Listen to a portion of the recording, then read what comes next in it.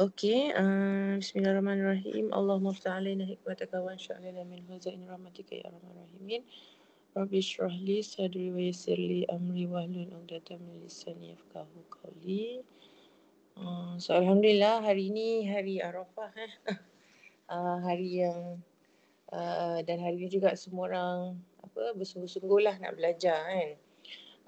Jadi saya pun inilah sambutlah awak punya keinginan tu. Okey, jadi kita tengok sebelum saya terlupa, hari ni sambil-sambil kita ada kelas tu, you all banyak-banyakkanlah berdoa kan. Sempena nak exam SPM. Semoga itulah terang hati kan belajar sekejap ni tapi terus faham insya-Allah. Okey, so kita tengok dulu topik daya dan gerakan. Sekejap, sebelum tu siapa yang ada ni? Okay, saya nak guna bahan ni. Okay, yang ada ni. Paper.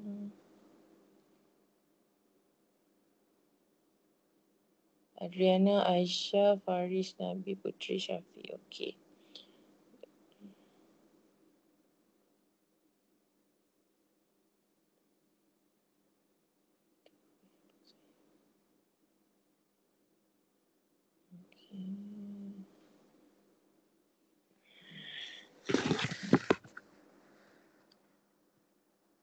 Semua ni DLP lah.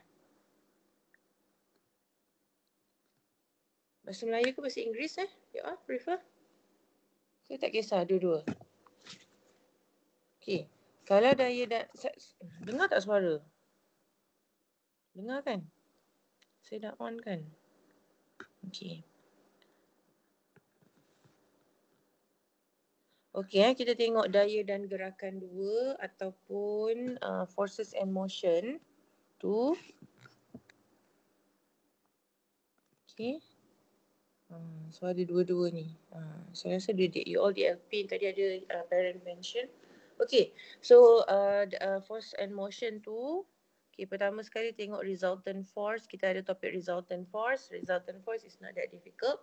Ya, dia cuma cerita kita tambahkan daya-daya yang ada. Cuma ada a few ways lah, ada berapa method. Ada banyak cara untuk dapatkan resultant force tu. Antaranya pengiraan, boleh guna Pythagoras theorem, boleh guna lukisan. Okay, lepas tu kita ada resolution of forces. Macam mana kalau tadi daripada beberapa daya kita tambahkan dia jadi satu. Jadi single force, jadi resultant force. Tapi kalau resolution of forces, leraian daya, maksudnya apa? Tengok kalau gambar orang ni, dia tarik back pada satu arah tu. Tapi daya itu boleh dileraikan kepada horizontal dengan vertical component. Okey, dan kita guna trigonometry. Dan kita kena tahu tentang subtopik forces in equilibrium. Apa maksud keseimbangan daya? Dan akhir sekali tentang elasticity. Jadi kalau kita tengok soalan, Rajah 1 menunjukkan pekerja binaan sedang menolak troli dengan daya 500 Newton pada sudut 60 darjah dari permukaan lantai. 500 Newton at angle of 60 degree. Apakah daya bersih yang dikenakan pada troli secara mengufuk horizontally? Sekejap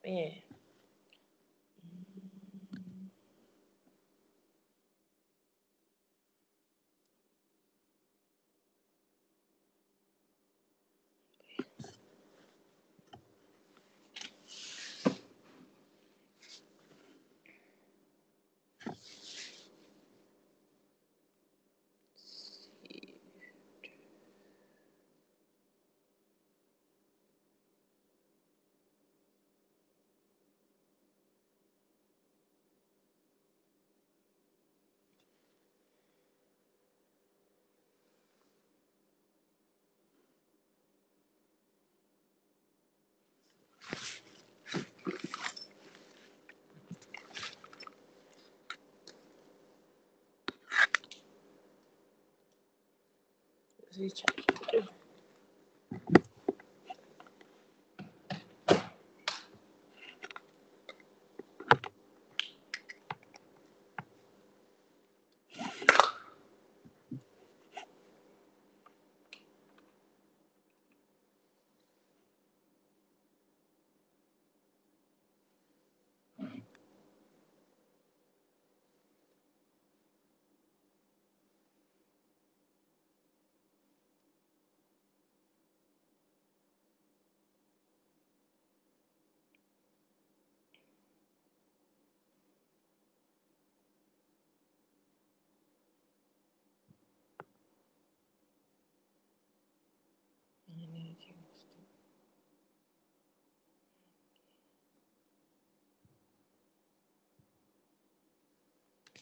Okay.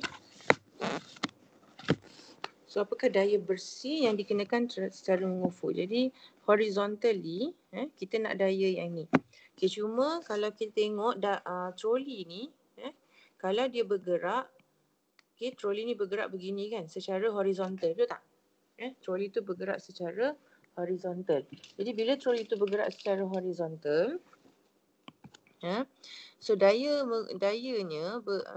yang dikenakan tu arah ke bawah. Betul tak? Arah pada sudut tu lah. Okay, jadi sekarang kita macam kalau kita ada kuadran ni. Kalau ini adalah daya kita, jadi macam mana kita nak leraikan daya ni? So ini leraian daya, resolve. Jadi inilah dia. Dia ke kanan juga. Sebab ini macam ke arah kanan kan? Sengit ke kanan. Jadi semestinya horizontal tu pun ke arah kanan. Sama ada kita lukis di bawah ataupun kita boleh juga lukis di atas. Tak kisah. Okey, jadi kita nak tahu. Okey. So kalau kita dah leraikan tu, ini nampak dalam bentuk segitiga. Okey. Jadi guna apa? Kalau segitiga sudut tegak 60 darjah, ini 500 ataupun hypotenuse dia, ini opposite dan ini adjacent kan, sebelahan dengan opposite. Jadi awak guna apa tu? Kita nak yang horizontal, kita nak yang daya fx. Kalau ini f, ni fx yang horizontal. Jadi yang horizontal ni adjacent. Jadi kita guna cos 60 degree sama dengan fx trigonometri bagi hypotenuse. Jadi fx sama dengan 500 cos 60 degree. Dapat berapa?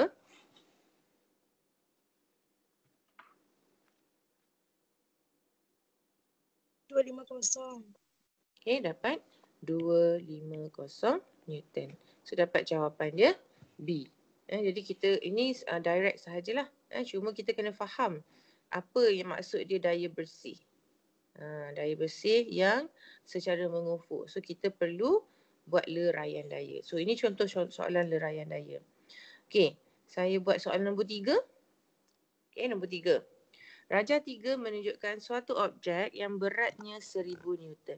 Jadi ini objek 1000 Newton ditarik dengan daya 850.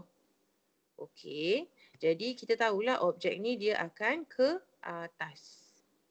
Objek ni ke atas Sebab apa ke atas? Sebab dia ditarik dengan daya 850. Maksudnya inilah arah gerakan objek. Melalui satu sata condong bersudut 30 darjah. Daya geseran ialah 150. Frictional force. So this is the frictional force. Okey, so kat sini tak ada masalah sebab daya ke atas selari juga dengan daya yang bertentangan. Okey, right.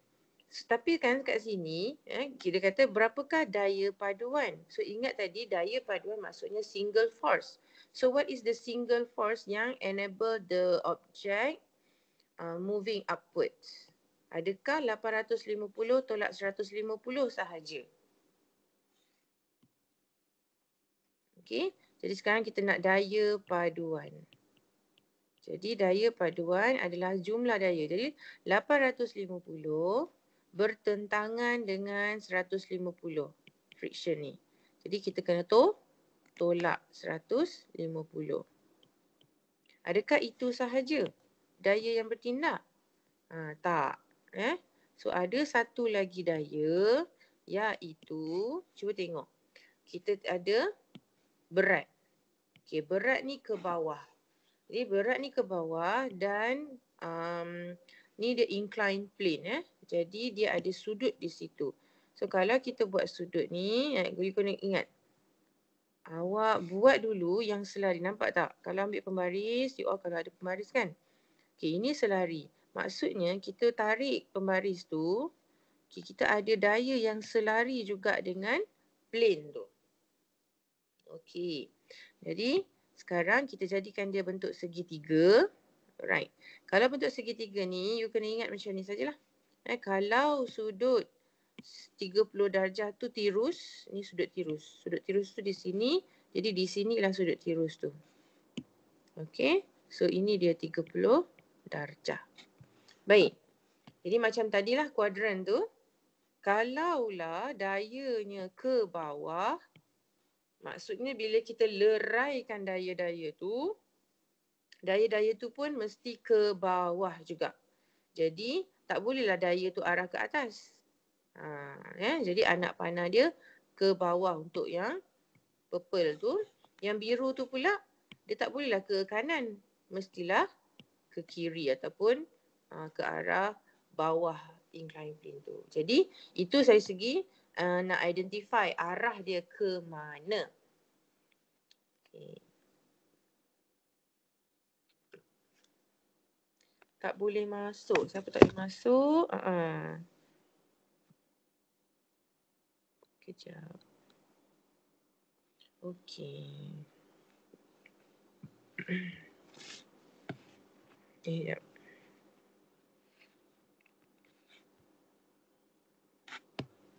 Semua dah masuk? Ada berapa orang ni? 10. Semua dah masuk. Ada 18. Berapa orang ni? 18 tolak 2. 16 orang.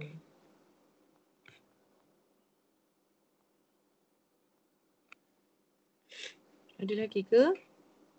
Tadi ada lagi ke yang tak masuk? Saya nak tanya yang dah ada ni, tadi you all dapat masuk dengan web saja kan? Tak perlu download pun kan? Betul tak? Hello? Download. Oh, download. Okey, tapi sebenarnya tak payah download pun tak apa. Masuk sebagai guest pun boleh. Guest, lepas tu masukkan nama, type nama. Ada lagi ke? So harapnya dah lah sebab macam tak ada pun dekat ni, kena admit. Okay. Alright. So kita dah kat sini tadi dah. Jadi 1000.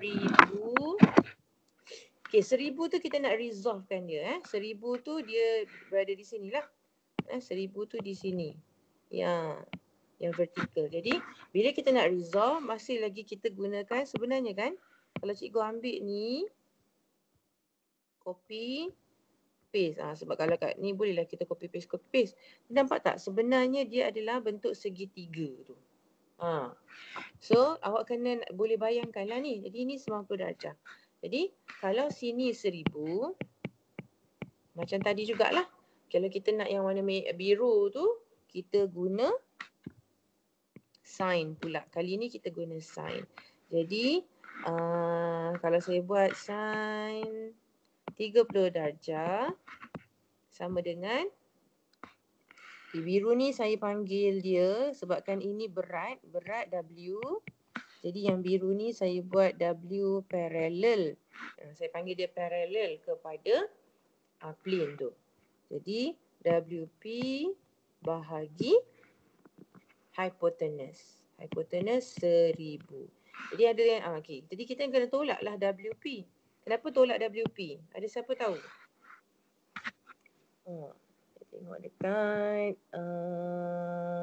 chat. Kat chat ada orang. Suara tak clear cikgu. Sekarang clear tak?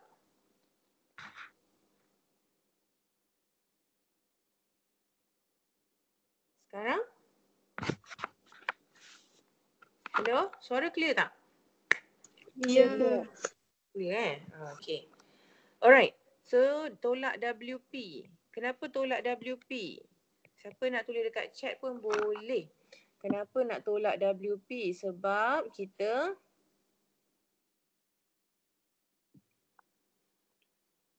ada arah yang bertentangan. Jadi 150 ni di bahagian negatif.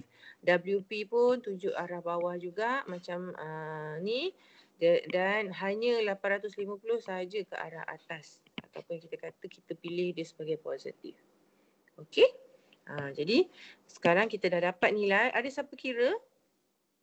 Ada siapa tolong kira WP tu berapa? 850 tolak 150 tolak WP. WP sama dengan 1000 sin 30 darjah. Okey, dapat berapa?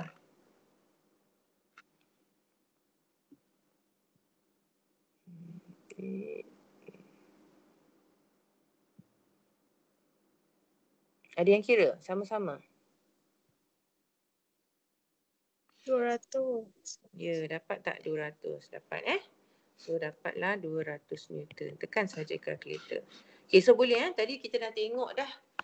Dekat sini dia nak daya paduan. So kita dah cover apa yang kita tengok tadi kat sini. What is resultant force? Daya paduan. Jadi daya paduan tu maksudnya adalah single force. Ada tak saya tulis? Daya tunggal. Single force. Yang mewakili jumlah sum of vectors, two or more vectors. Force. Acting on an object. Jadi kita dah tengok tadi lah. Jadi daripada ada 3 daya yang bertindak, kita jadikan 1. Okey. Lepas tu untuk dapatkan daya paduan tu kita dah apply ataupun aplikasikan resolution of force. Kita dah resolve, kita dah leraikan daya tu. Okey? Jadi awak nampak tak apa sebenarnya yang awak belajar tu? Kenapa awak belajarkan dia? Okey. Sekejap, ada yang cuba nak masuk lagi. Mungkin saya tak tahu line you all ke ataupun mungkin line saya ke menyebabkan ada yang tu. Dah masuk dah kan? Alright. Good. Okay. Baik. Sekarang so far so? Okay. So far okay? Respon sikit. Aktif sikit. Okay. Okay. Lepas tu bolehlah react kan? Senyum ke, thumbs up ke, buat tanda apa lagi yang reaction yang ada. Tak okey. Kalau tak okey buatlah macam ni. Kan? Kalau okey begini. Kalau faham ni. Okey macam tu lah. Okay, number 4.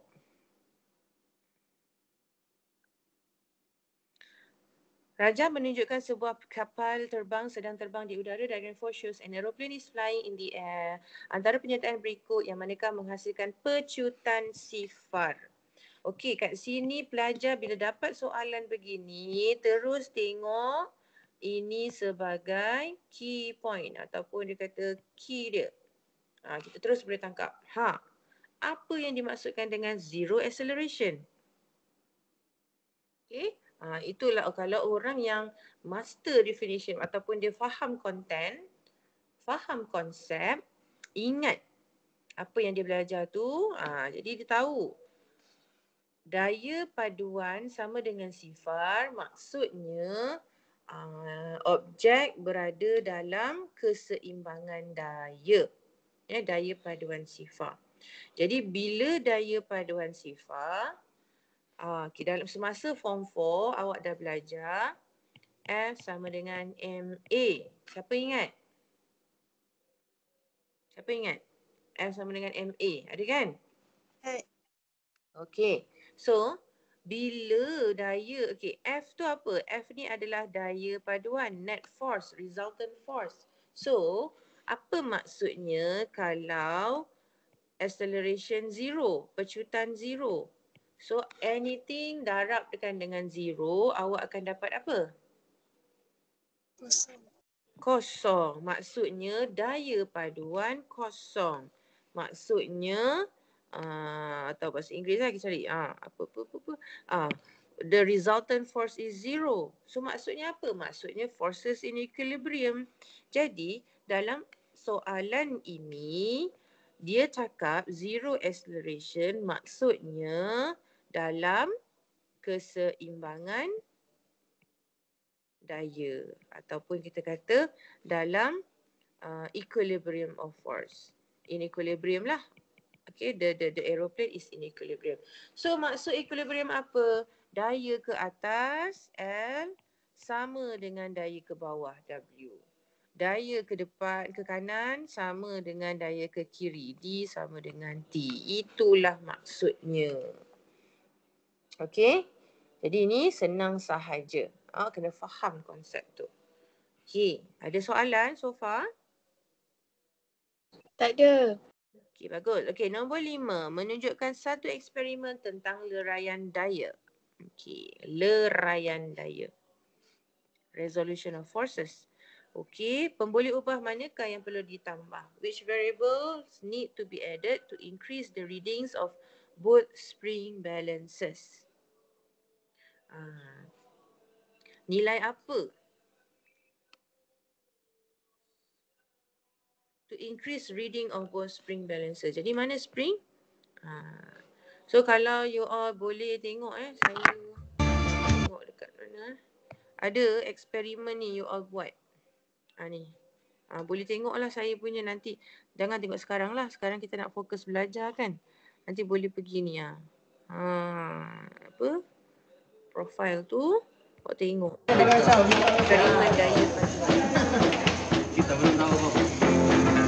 Dah sama dah. Belum.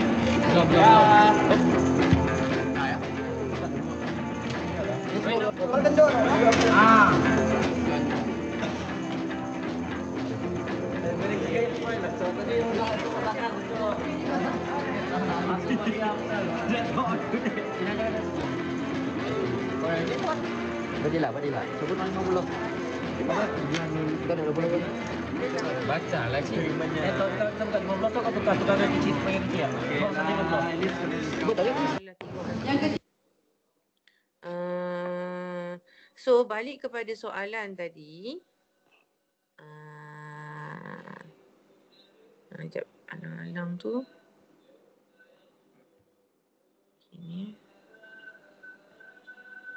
Ni tadilah, yang tadi So, dekat sini dari awak nampaklah kawan-kawan tu dia tambahkan beban. Mereka tambahkan slotted weight. Jadi akan berkuranglah nilai-nilai ni. So jawapan dia yang ditambahkan jisim dia, beban. Okey, dan akhir sekali soalan objektif lah. Ada lagi. Antara berikut manakah mematuhi hukum Hooke? Okey. Jadi kita dah masuk bahagian elasticity, kekenyalan. So kalau dalam soalan ni, ini tentang rotation, ini elektromagnet. Clay ni dia menunjukkan daya sajalah. Sebab apa? Kalau kita dah tekan dia takkan balik kepada bentuk original. Ini boleh momentum, impulsive force. Jadi jawapan dia A lah. Sebab hukum Hooke menunjukkan objek boleh balik kepada bentuk dan panjang asal. Okey. Nombor 7. Antara yang berikut, situasi yang manakah menunjukkan daya dalam keseimbangan? Okay, forces are at equilibrium. Okay, kalau ingat tadi, kalau apa maksud ni? Jadi you kena master lah. Soalan banyak macam ni. So bila keseimbangan daya maksudnya sama ada objek. So pertama, maksudnya resultant force 0. Okay, pecutan 0. Jadi bila perkara ni berlaku? So ini berlaku kemungkinan objek pegun. Object is stationary, not moving. Ataupun maybe the object is moving tapi bergerak dengan laju seragam. Kan kalau kita belajar laju seragam V lawan T, ini dia. So tak ada kecerunan. Kecerunan zero. Kecerunan zero maksudnya pecutan 0 meter per second square. So manakah kapal terbang pada laju mala? Jadi ini dah direct ni. Laju mala. So A lah. Kan? Ataupun dia tengok soalan B, budak lelaki menyepak bola. Tadi ini tak ada apa, penyepak bola ni berkaitan dengan impulse ataupun impulsive force.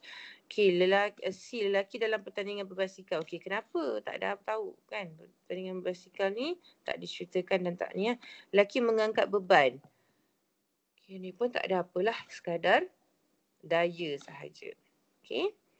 Raja 6 menunjukkan Aina dan Aiza berebut anak patung beruang. Apakah daya paduan yang terhasil? This is another easy question. So, resultant force adalah gabungan. Jadi, 15. Kalau pilih ni sebagai positif, sini negatif. Okay, 15 tolak daya paduan. Daya paduan sama dengan 15 tolak 10. Jadi, 5. Jadi, 5 tu ke arah positif. Jadi, ke arah Aina. Okey, senang. Dan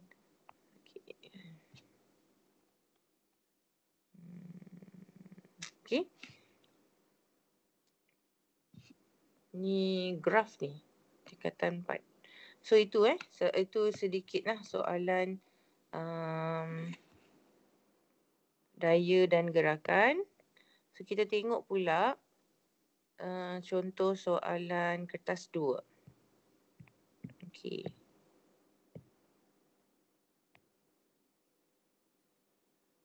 Okey. So ready? Kita kertas 2 pula. Dah download kan?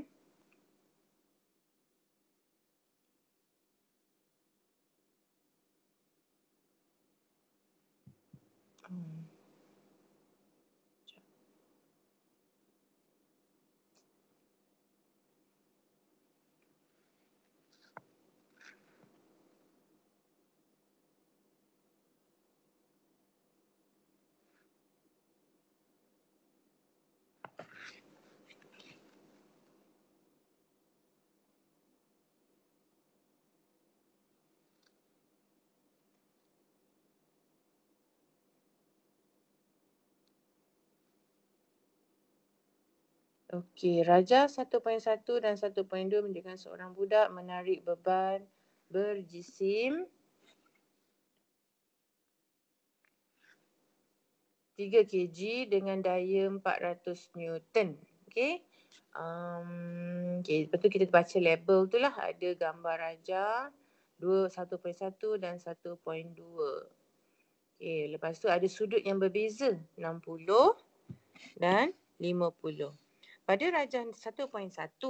Jadi dalam exam kita berdoa lah ya, semoga yalah tujuan kita buat SPM pun insya-Allah tujuan yang baik kan.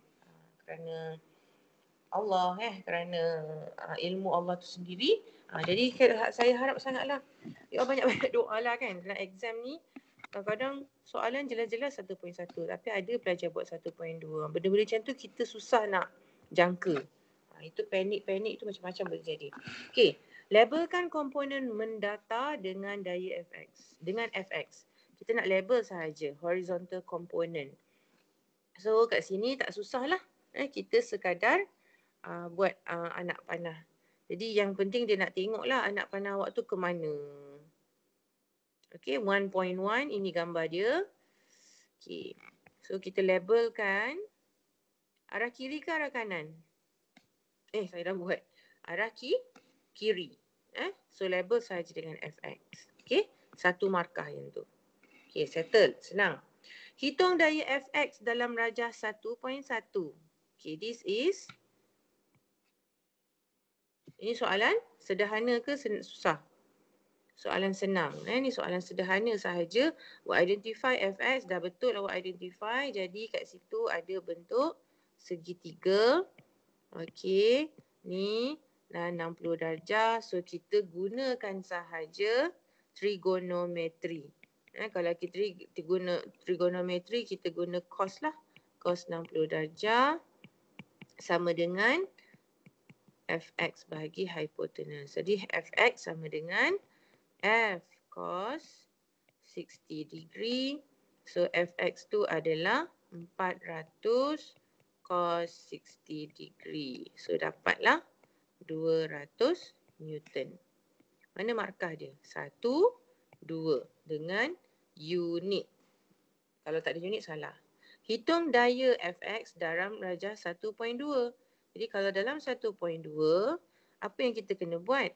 Kadang-kadang kat sini satu markah saja sebab dia dah uji pengetahuan yang pertama.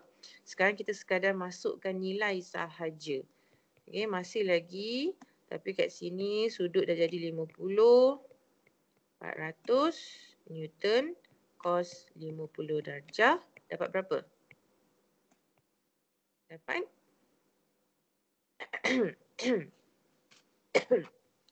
2, 5, 7. Okey, berapa titik perpuluhan kita nak letak? Okey, letaklah 3 decimal point. Ni paling selamat lah.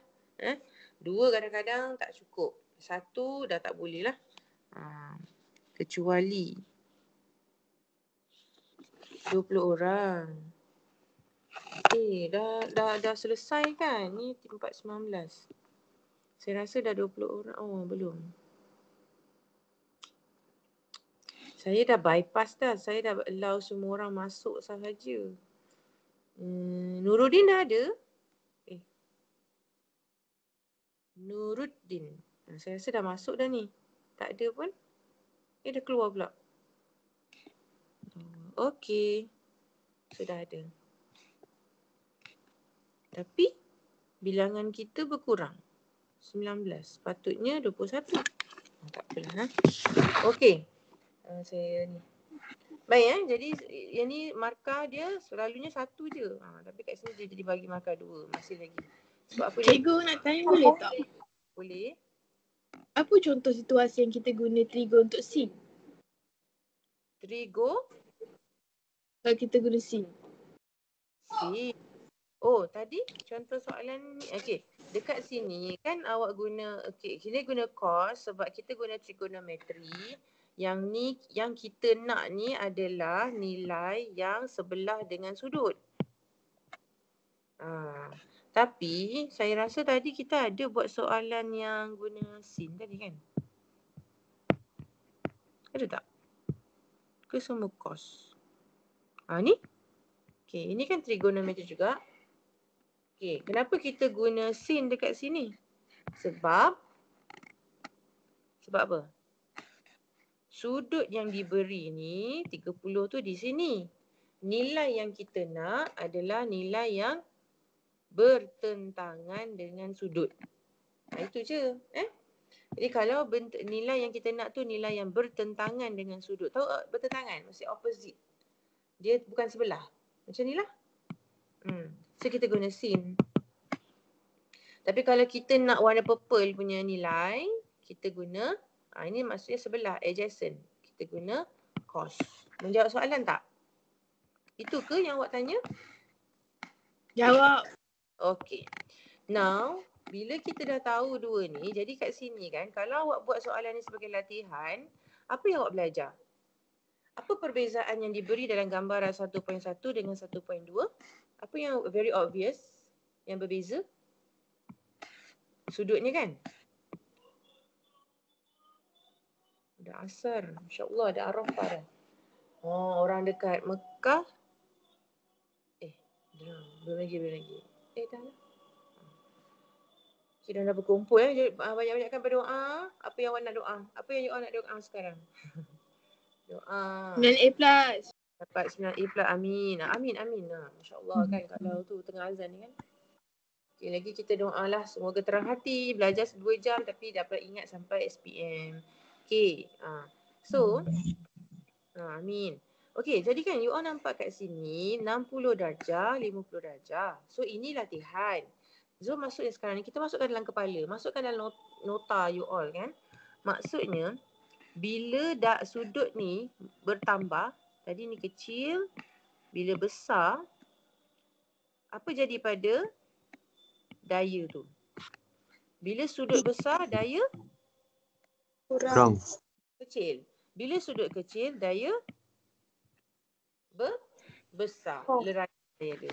So, kalau dekat sini kita kata, itulah yang kita nak belajar. Itulah yang kita dapat kalau nak jawab soalan ni kan. You all belajar bahasa Inggeris ke bahasa Melayu ni kebanyakannya ni? BI. Angle increase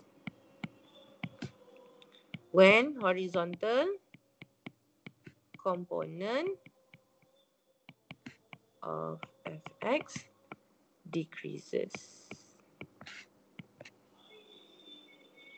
Okay. So, untuk soalan ni dia senang. Sebab ada dalam gambar, kira sikit dalam gambar.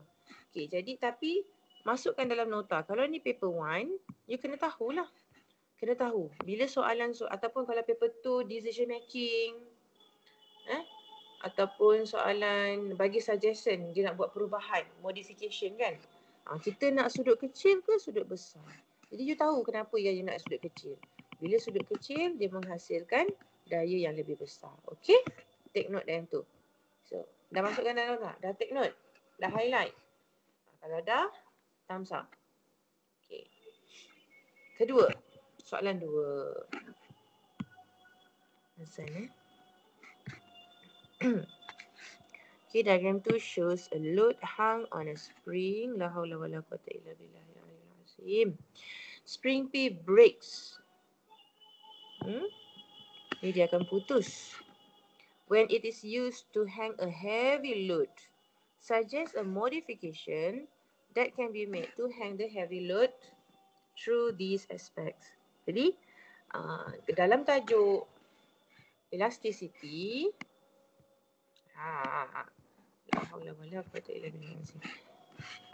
dalam tajuk elasticity kita belajar faktor-faktor yang mempengaruhi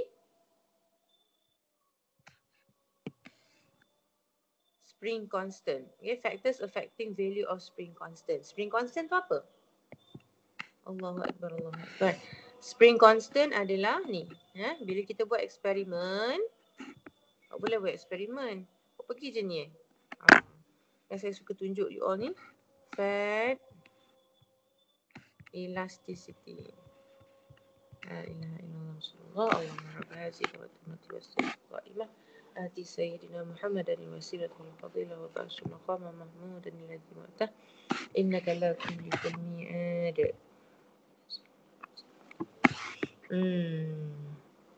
Okay.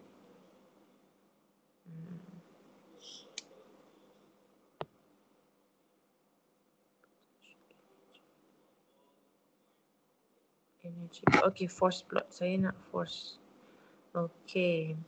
So kalau kita buat katalah kita buat kita tarik okay, spring constant ni 100. Okay, kita tarik. Jadi awak tengok kat situ. Kita ada graf kita ada graf force tu. Jadi bila daya lawan displacement, okay, ada kecerunan. So kecerunan kecerunan graf bagi kita nilai spring constant. Maksudnya menunjukkan kekuatan spring constant.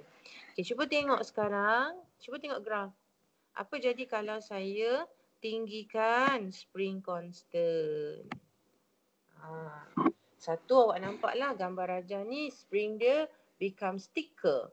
Ataupun kalau kita kata bila dia thicker, dia akan jadi stronger. Dia jadi stiffer. Dia jadi keras. Itu maksud dia.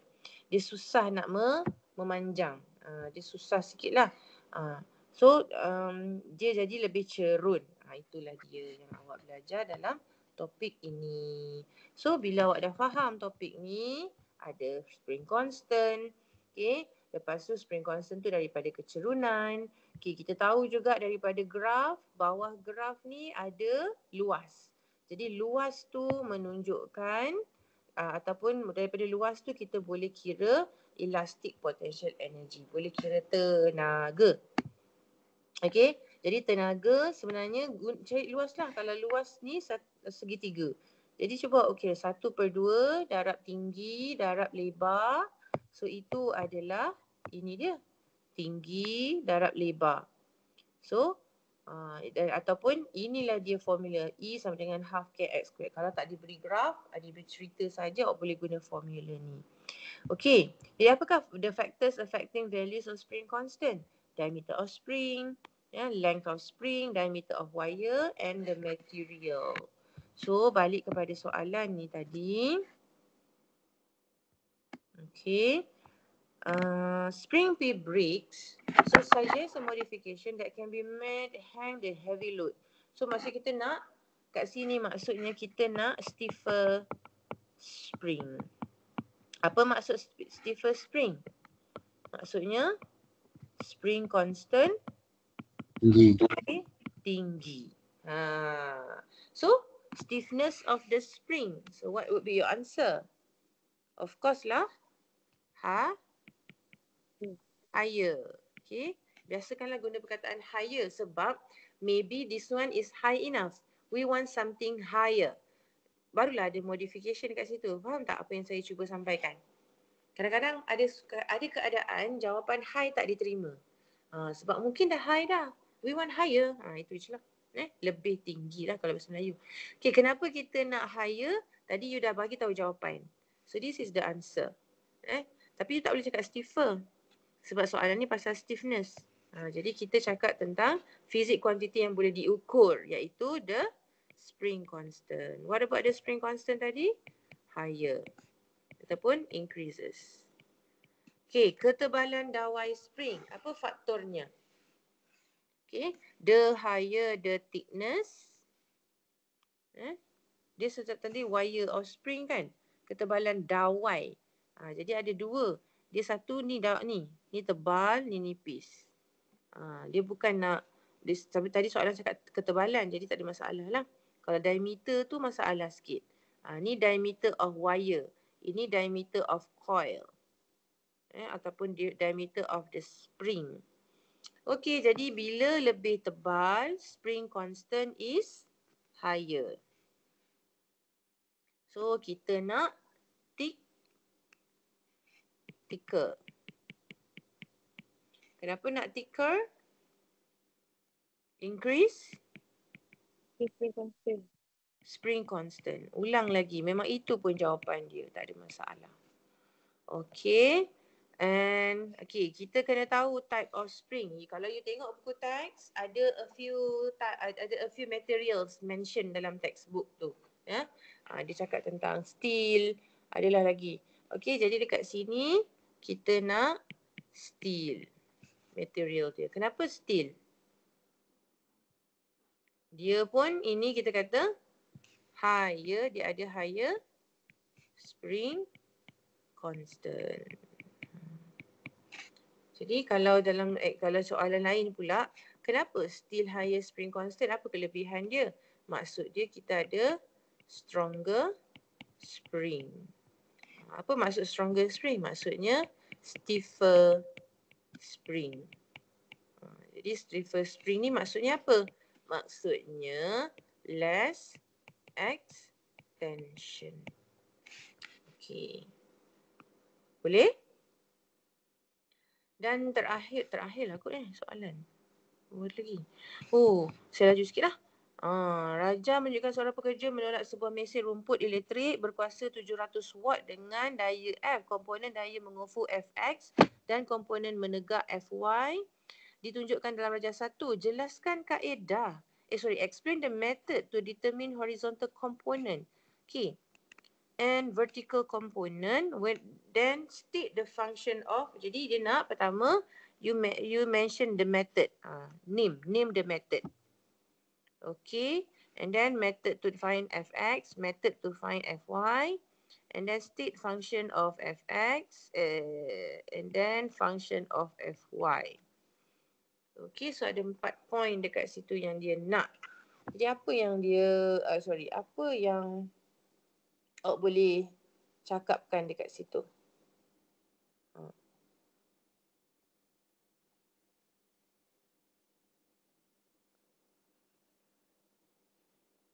Okay, pertama sekali kita kata apa? Macam mana, apa kaedah dia? Apa tadi nama dalam topik ni ada subtopik yang kita belajar untuk mendapatkan fx dengan fy tu kaedah apa? Trigonometri. 3 daya. Ya, kita guna leraian daya. Okay, first use, sebab dia kata method kan? Method. Use method.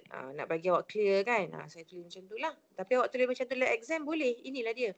Resolution of force. Okay.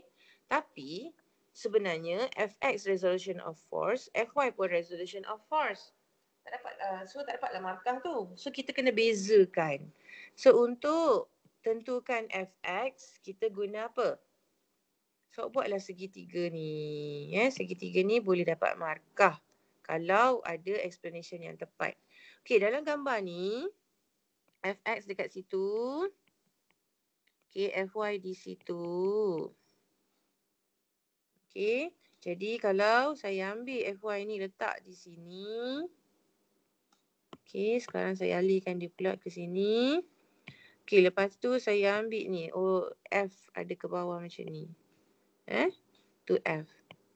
So nampak tak? Dia membentuk segitiga. Okay. Merah. Okay, segitiga tepat. Jadi awak lukislah. Fy. Okay, hopefully you are doing the, sorry. So that's fx. Okay. You do together with me lah. Fy yang vertical. So ini adalah f seperti dalam gambar. Okay, identify mana angle. Okay, be careful. Angle tu between fx dengan f. So labelkan betul-betul. Mana fx dengan f? So here. Alright. Okay. So satu markah kat situ. Then awak ceritalah. Okay, in order to dapat fx sama dengan f cos theta. Okay. Siapa yang macam rasa dia risau, dia tak tulis betul-betul. Jadi f cos theta ni dapat daripada mana?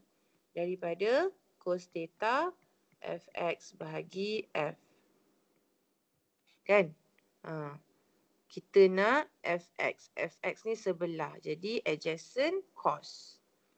Alright. So kalau nak fy? Fy kita guna sin f sin theta. Guna sin theta f y over f. So kat situ dah 2 markah dah you all dapat. 3. Okay, so dia kata lagi, then state the function of fx. Okay, macam mana? Apa maksud dia tu? Maksudnya, fx tu adalah horizontal force. Okay, what do you need the horizontal force for? To move.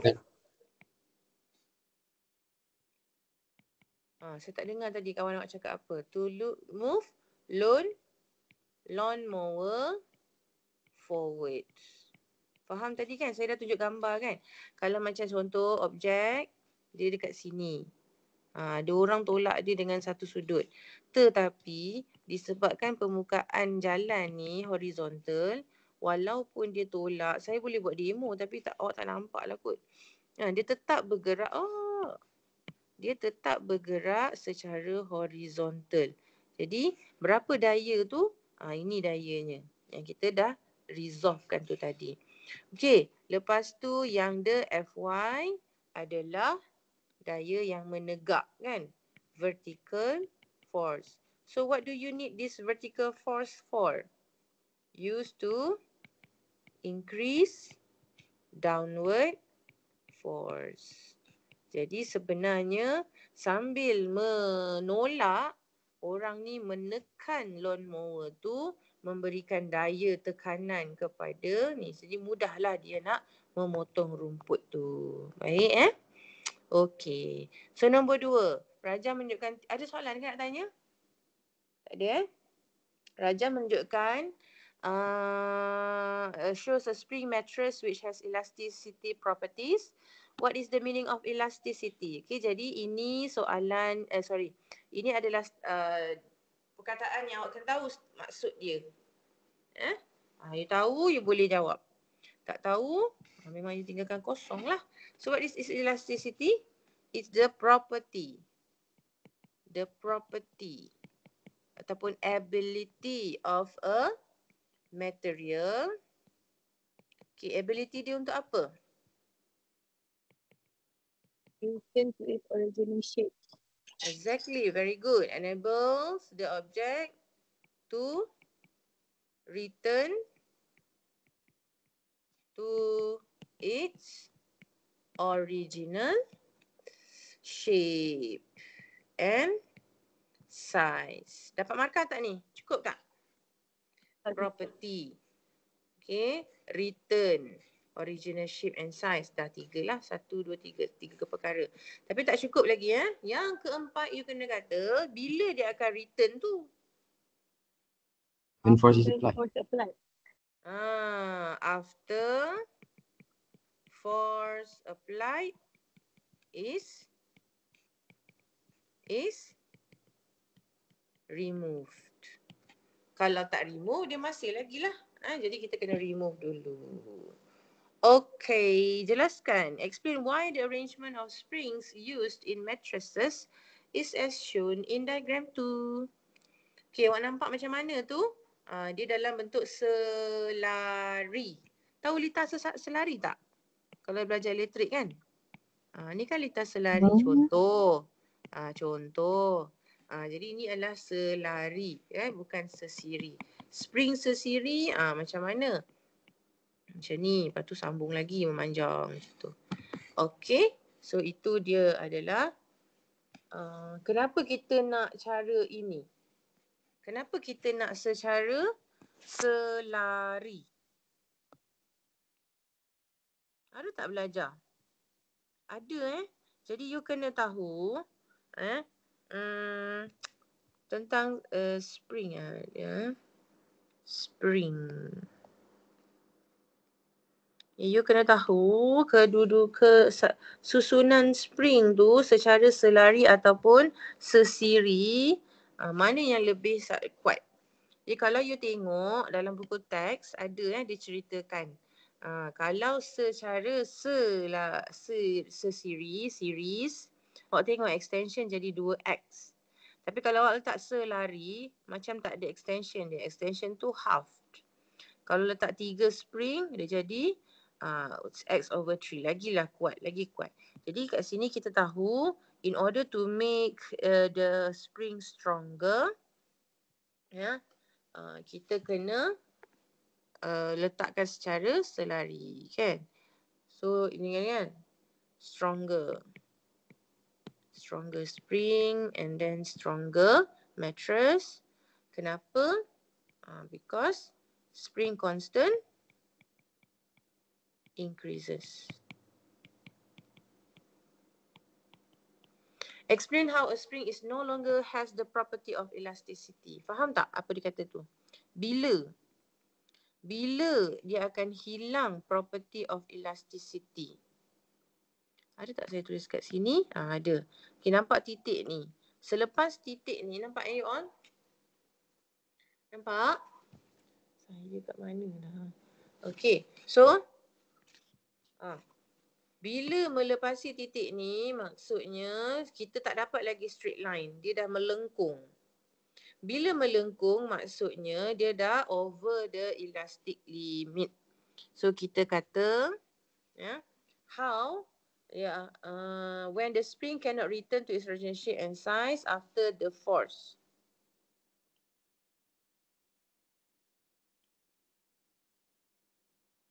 After the force applied to it is removed. And exceed the limit.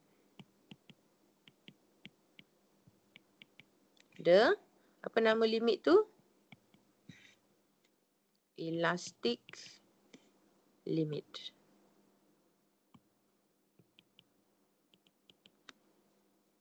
Okay.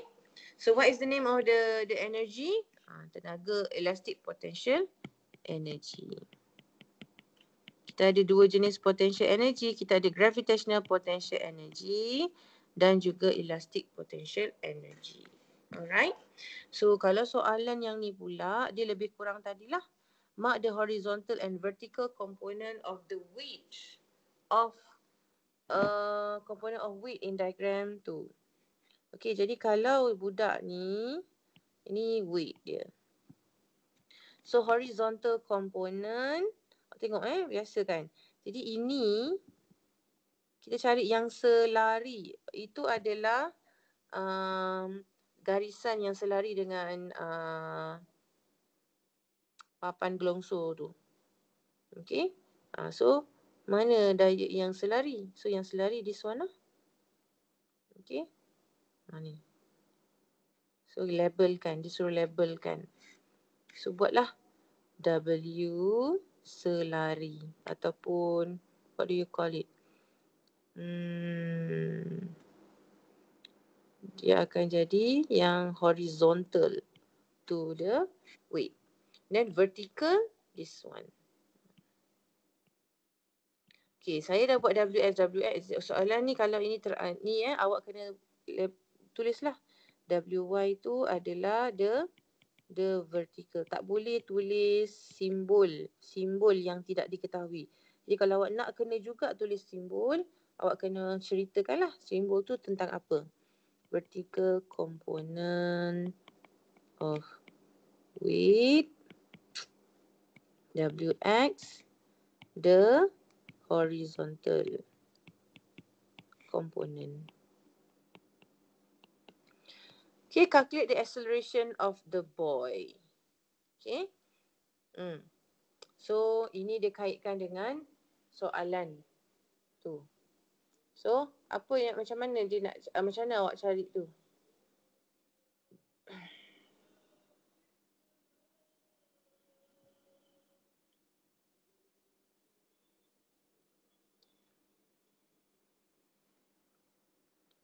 Kita ada daya lain kan? Dia tak ada cakap pasal, ada tak ada cakap tentang geseran? The friction. Jadi friction is 79. So ada daya ke belakang 79.85. Maksudnya, okay, budak ni kalau secara logik ni dia menurun ke ataupun dia naik sampai ke atas ke awan? Dia akan turun. Jadi daya ke bawah WX tu lebih logiknya kan? WX lebih besar ke lebih kecil? Hello? Okay, WX perlu ni lebih besar lah. Awak kena faham lah. Logiknya WX akan lebih besar daripada 79.85 Newton tu. Ataupun friction. So, daya paduan kita sama dengan, kenapa tebal sangat ni? Okay, daya paduan kita sama dengan WX tolak. So dari WX. So WX ni sudut dia 30 darjah. 30 darjah tu dekat mana? Sini. So ini adalah bertentangan. So kalau bertentangan kita guna sin kan? Sin 30 degree WX over W. Okay. So kita nak WX. So WX ni adalah W sin 30 degree. So, W sin 30 degree tolak 79.85 Newton. So, W tu berapa? What's the ni? 20 kilo. W dia berapa? W. Banyak layer soalan ni. W dia berapa? 35. Kat sini hati-hati perangkap besar ni. Yang dia bagi tu W ataupun mass. Okay, mass 25 kg. So W sama dengan mg. So W adalah 25 darab 9.81. Siapa faham yang tu? Thumbs up. Okay, kalau awak faham tu tak ada masalah lah apa yang cerita tu jangan lupa ni.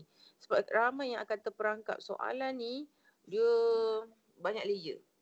Jadi nampak senang. Oh, senang-senang saya dah hafal. Saya faham leraian daya. Kita pun buatlah. Sekali kita letak 25 je dekat sini. Salah lah. Dia kena 25 darab 9.81. Tolong tekan kalkulator. Tu sin 30 degree tolak 79.85 Newton. Ni pun Newton.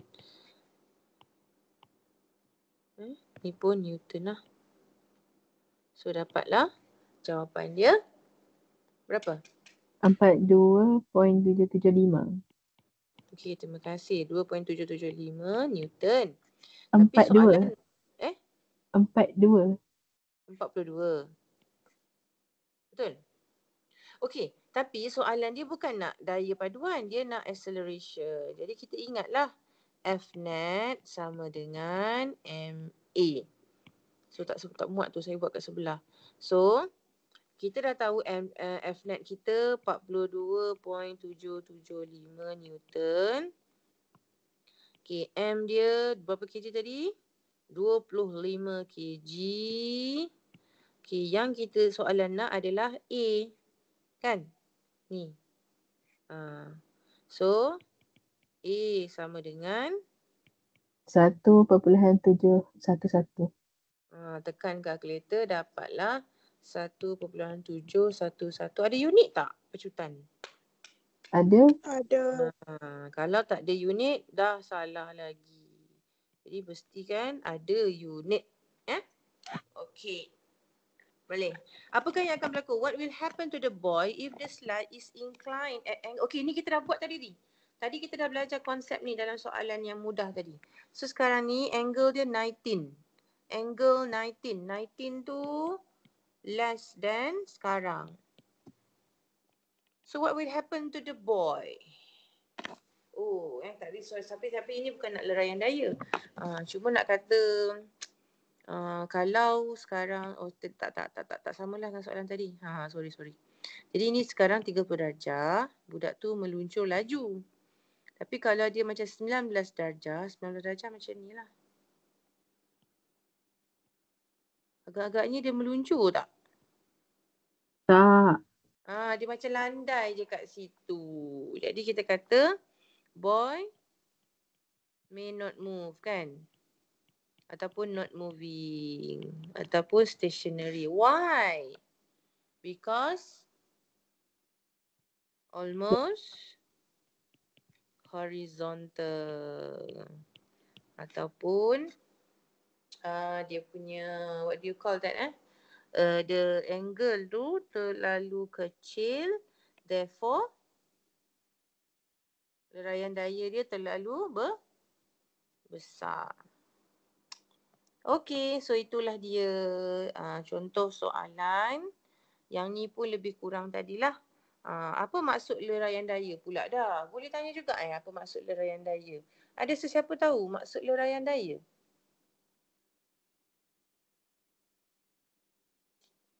Apakah maksud leraian daya? Anyone? Jadi kita tadi kita dah faham kan leraian daya tu apa? Jadi apa yang kita buat tadi untuk leraikan daya? Leraikan daya. Adakah dia satu alat? Adakah dia satu bahan leraian daya tu? Adakah dia device? Apa yang kita buat tadi? Proses. Yes, dia adalah, it is a process. Process of what? Resolving. Process of resolving. Resolving siapa? Force. Resolving a force into its component. Lah, itu sahaja. Yes. So you faham? Perlu tak awak hafal Lurayan daya ialah tak perlu. Awak faham apa yang awak buat tadi. Itulah dia. Dia adalah proses. Tadi kita buat proses pengiraan. Buat apa? Kita resolve satu daya kepada komponen dia ataupun into two components. Pun boleh lah. Itu saja. Okay, yang ni semua kita dah buat samalah contoh dengan soalan tadi. Okay? Alright. Cuba kita tengok soalan ini. Soalan terakhir lah untuk tajuk ni. Ni lebih kurang lah ni maksud dia paduan. Okey.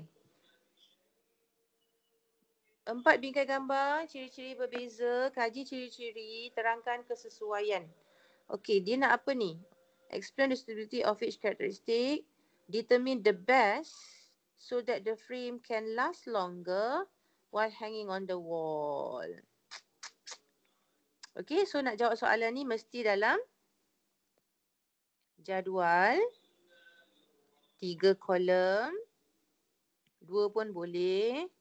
Okay, so what's the first thing nak tulis?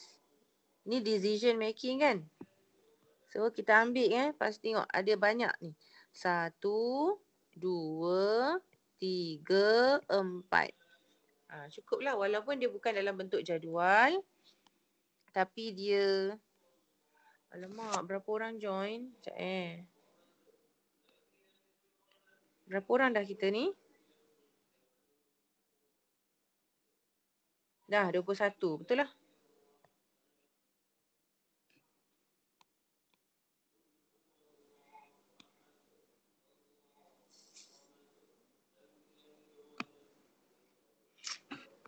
Okay.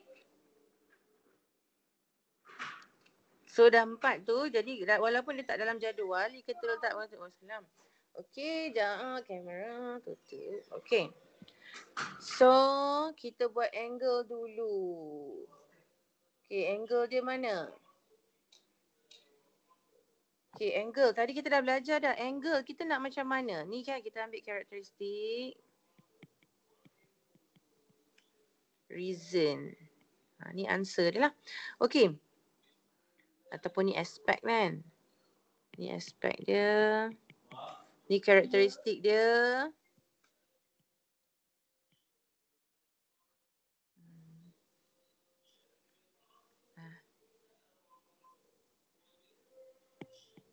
Okay, y'all. Tadi kita dah buat satu contoh soalan. Ingat tak? Bila angle tu, so first one is the angle. So angle dia nak besar ke kecil? Anyone remember? Tadi yang kita buat first kali. Bila sudut kecil, daya dia besar kan? Jadi sudut besar, angle higher. What happened? Daya dia kecil. Cuma daya apa yang kecil tu? So daya, okay, bila tali, you ingat bila tali kita panggil daya tu daya apa? Tension. Tension akan jadi lower. Faham tak tension? Hello? Faham tension? Kalau tarik tu kata tarik kan? Ni. Tension dia, kita nak dia low ke high? Kita nak dia low lah. Kalau high maksudnya dia tarik kuat. Banyak maksudnya dia putus lah. Okey, lepas tu kita nak dia punya, apa lagi yang kita ada gambar dalam gambar ni? Type of rope.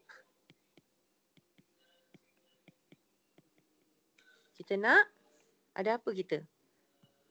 Rubber or nylon? Anyone knows? Nylon. Nylon usually. Kenapa nylon? Dia ada higher strength. Tengok saya guna higher, menunjukkan lebih. Ataupun you can say does not break as easily lah. Does not break easily. Okay, 2 jawapan. Boleh. Jangan kurang. Biarkan lebih. Okay, apa lagi karakteristik ataupun aspek yang kita boleh tuliskan? Type of frame. So, apa yang kita ada tu? Aluminium and perspex. Which one do you think? Better? Bukan. Type of frame ah. Frame lingkar aluminium dengan kayu. You all suka aluminium ke kayu? Kalau tanya mak-mak you all kan, mak-mak you all nak dekat dapur kan ada kabinet kan, kitchen cabinet kan. Kitchen cabinet kayu best ke aluminium? So kalau for your information, sekarang orang tengah gila barang aluminium. Kenapa satu sebab dia lighter, ringan. Lagi satu dia tak dimakan anai-anai lah kan. Less weight. Boleh And last but not least, type of cover. Tengok gambar ni type of cover, pelapik tu. So kita ada dua, glass dengan perspex. So selalunya orang akan ambil perspex. Kenapa perspex? Lighter, does not break easily. Jadi dah cukup ke tu? 1, 2, 3, 4, 5, 6, 7, 8. Markah lain? So I choose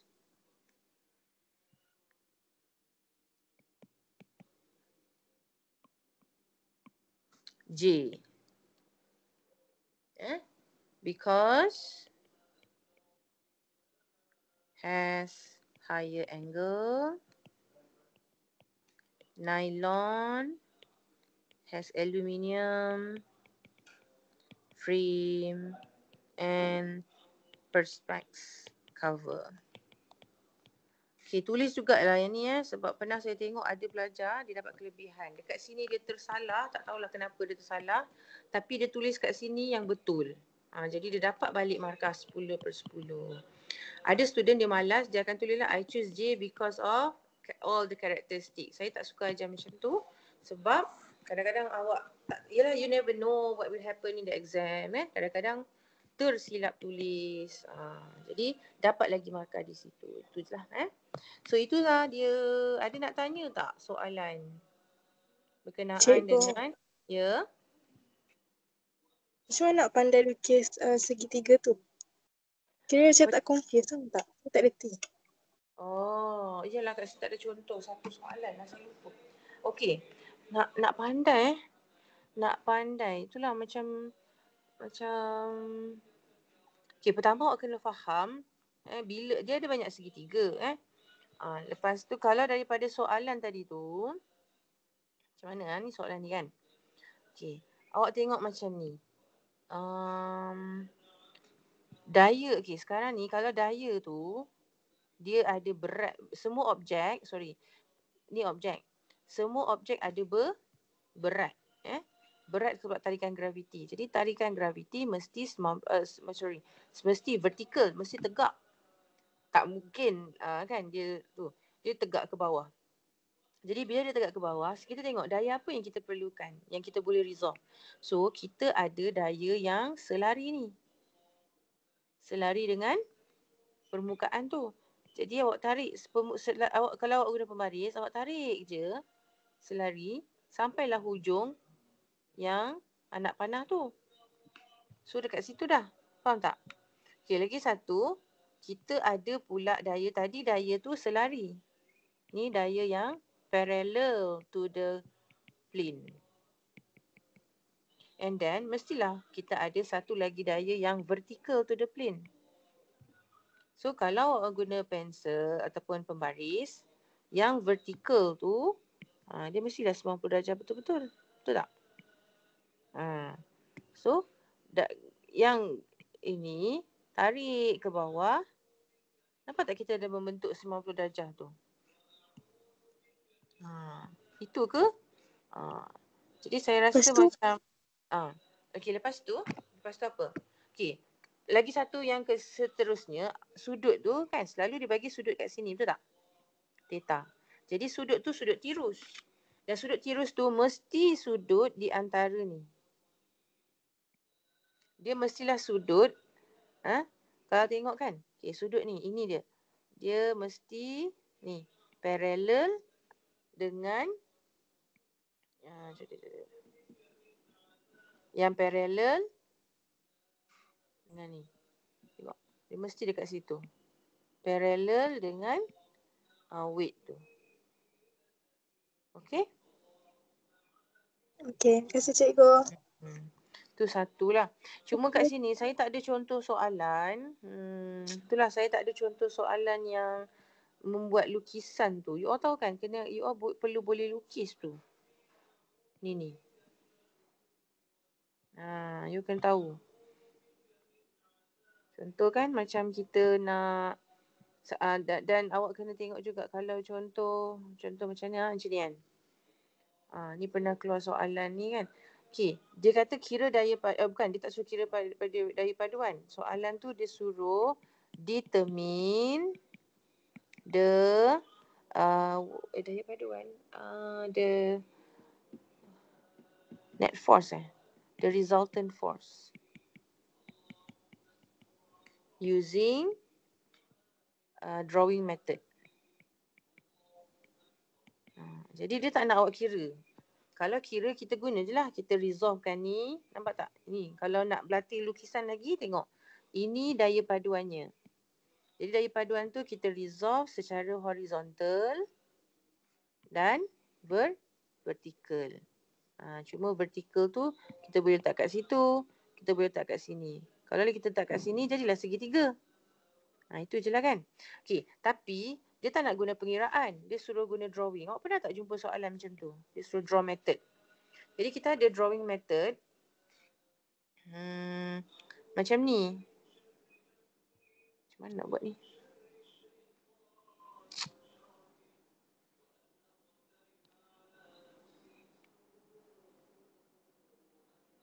Okey, Allah.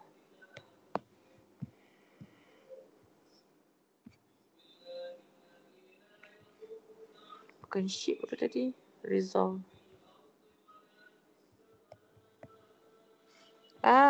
Resolution of form. Mana tadi? Yang saya conteng tadi. Tak banyak.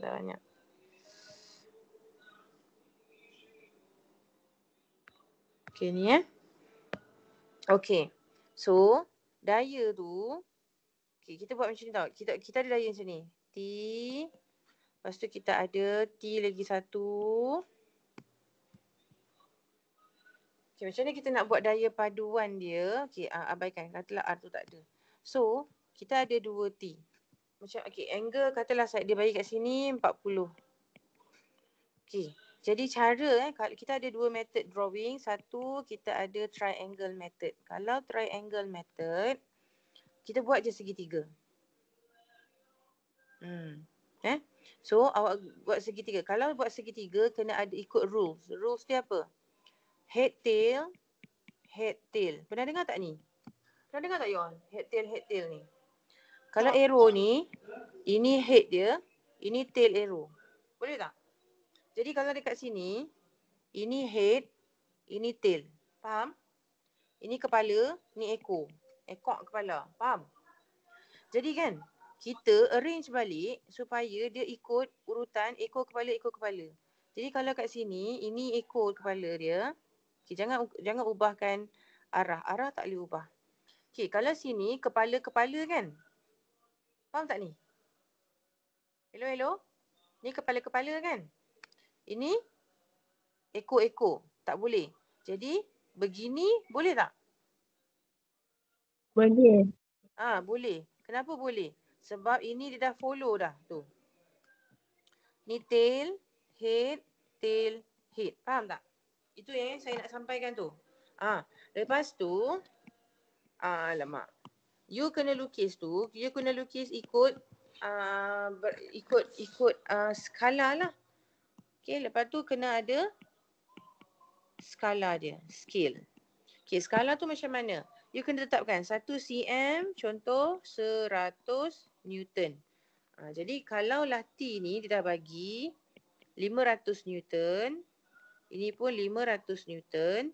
So, awak kena guna pembaris, buatlah 5 cm. Kalau belum 5 cm, betulkan dia. Jadi 5 cm.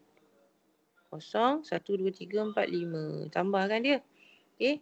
Panjang sampai sini. Okey. Okey, lepas tu ni pun sama. Perlu 5 cm. 5 cm. Nampak tak? Okey. Lepas tu. Okey, sudut tadi T dengan T tu antara T dengan T 40.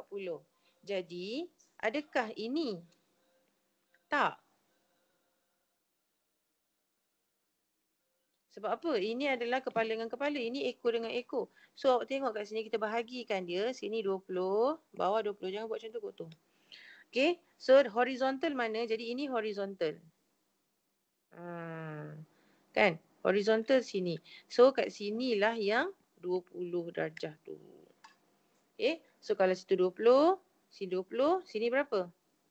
180 tolak 20 tolak 20. Jadi, ini 140 darjah. Faham? Kena faham tu ya? Jadi di manakah horizontal? Jadi untuk buat ni untuk lengkapkan segitiga ni, nak jadikan dia segitiga, kita kena garis lah. Tengah-tengah ni gariskan. Jadi tengah gariskan ni, so inilah dia daya paduan dia. Jadi berapa nilai dia? Awak ukur balik. So ni saya buat ni tak lebih kurang ni, tak berapa tepat. Jadi sama sampai 1, 2, 3, lebih kurang 8 9 cm kan. Jadi daya paduan sama dengan 8 cm tu darabkan dengan tadi 1 cm 100. Jadi 800 Newton daya paduan dia. Ke mana? 20 degree from 20 degree from the apa?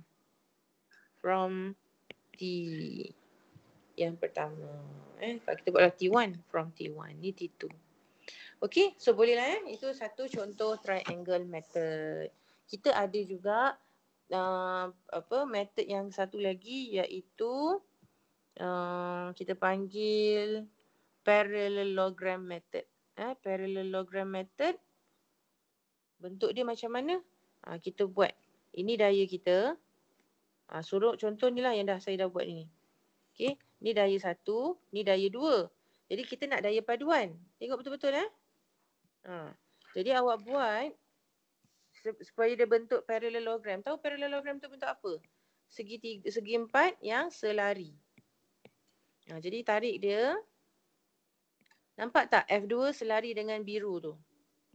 Lepas tu F1 selari dengan warna merah. Nampak? Excuse me. So dapatlah parallelogram method. Tapi mana daya paduan? Jadi daya paduan dia yang purple ni, tengah-tengah ni. Jadi nak tahu nilai dia, ambil pembaris, ukur. Ukur dengan pembaris. Berapa? Jadi kalau kat sini, mana pula? Kosong kat sini. So dia 1. Mana kosong saya? Kosong di sini. Jadi 1.8, 1.9. Jadi kalau 1.9, tengoklah 1.9 Newton ataupun awak tengok skala awak tadi. 1 cm kalau 10 Newton jadi 19 Newton. Bergantung kepada skala. So itulah dia cara-cara mendapatkan daya paduan menggunakan beberapa method. Satu teorem Pythagoras ataupun trigonometri. Kalau dalam bentuk ni nak daya paduan kita boleh guna Pythagoras theorem. Kita boleh guna segitiga lukisan, parallelogram ataupun triangle ataupun formula. Ada juga dalam buku teks tunjuk. Kalau siapa yang terror at maths, dia hafal formula apa ni cosine rule. Awak boleh guna. Ni tak diberi formula ni awak kena hafal sendiri. Guna at maths boleh. Ini guna sine rule. Pun boleh. Contoh dia nak guna berapakah daya paduan dekat situ atau berapakah nilai T. Awak gunalah. Boleh juga. So baik, itulah dia daya dan paduan daya dan gerakan 2. Ada 4 subtopik sahaja. Tadi saya dah banyaklah buat lukisan resultant force. Lepas tu apa sebenarnya resolution of force kita dah tengok. And then yang penting juga Apa maksud forces in equilibrium? Itu adalah when resultant force is zero. Jadi apa maksud bila resultant force is zero? Objek mungkin stationary ataupun objek is moving with constant velocity. And finally is elasticity. Okay, ada soalan? Ada? Tak ada. So kalau tak ada, tarik nafas, rehat sekejap kita rehat sekejap 5 minit. Kita sambung subtopik baru sebab your parents sampai pukul 6. Okay, jadi kita tengok pula subtopik yang seterusnya, subtopik baru ni. Okay, saya nak ajar you all tentang elektronik. Malam ni sempat wave dululah kot Nak wave dulu ke elektronik dulu? Boleh tulis dekat WhatsApp. Elektronik. Elektronik dulu. Okay, satu suara je, yang lain setuju? Ju je. Okay. Raya-raya ni you all ni. Bagus betul nak belajar. Ni kena paksa ke memang nak belajar? Paksa. Kena paksa, la ilaha illallah. Habis? Sukarela. Sukarela. Okeylah begat. Siapa yang nak kena paksa tu, tak dapat pahala. Tapi awak tukarlah. Tukarlah. Jadilah niat sebab kerana Allah jugalah kan. Kita orang lain korban lain, kita korbankan masa ni. InsyaAllah dapat pahala. Kalau tak dapat apa-apa ni, rugi, penat je. Okey, saya nak ajar elektronik ni. Kita break 3 minit. Pergi minum sekejap.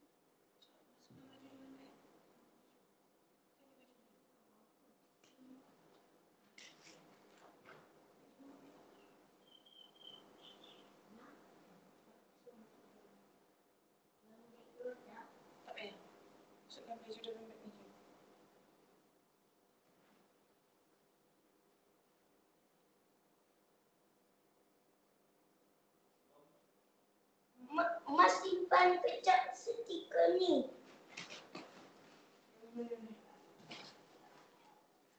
Okey. Bismillahirrahmanirrahim. Okey, dah merawat hati dah. Kena paksa tu. Okey bismillah. Dengar suara saya tak? Thumbs up sikit. Okey. InsyaAllah tahun depan kita raya betul-betul. Tahun ni kita ada SPM Jadi raya tu setiap tahun ada. So don't worry, panjang umur. Okey. Kalau kita tak panjang umur sekalipun, sekurang-kurangnya kita dah ada niat belajar ni dengan kerana Allah dan nak dapat ilmu Allah tu di hari Arafah yang sangat hebat ni. Doa. Okey, so elektronik ni kita boleh dia ada 3 sahaja subtopik. Senang. Dia ada 3 saja. Electrons, diode, transistor. Okey, bila sebut elektron, semua orang kenal elektron, betul tak? Semua orang dah tahu dah elektron. Belajar daripada lower form, kita dah belajar dalam kimia. Apa ciri-ciri electrons? Negatively charged. Okey, lepas tu ada ciri-ciri lain yang awak tak tahu, yang kita nak belajar sekarang. Apa dia ciri-ciri yang tak tahu tu? Okey. Saya nak tunjuk satu video yang menunjukkan ciri-ciri elektron. Tapi video tak berapa nak cantik lah. Saya sebab dia agak jadi kecil kan. Saya translate kan.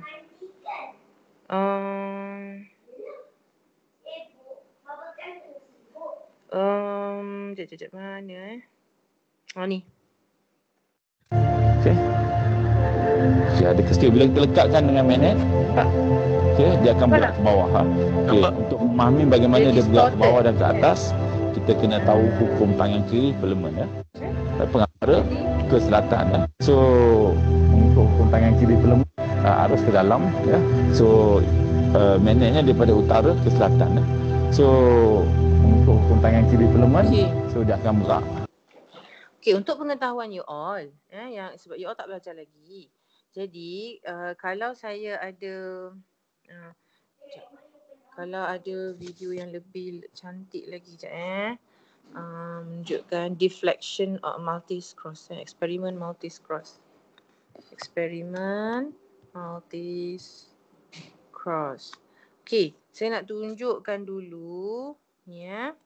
Ready for a getaway? Plan your trip effortlessly with the Trip.com app. Book flights, hotels, and attraction tickets all in one place.